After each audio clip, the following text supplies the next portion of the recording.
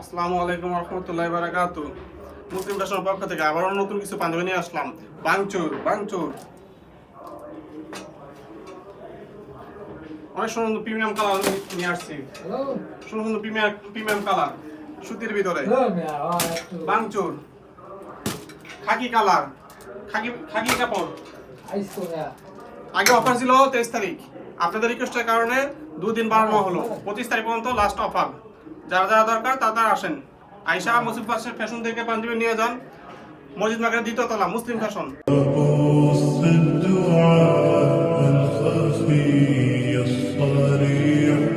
يا ساك الفضاء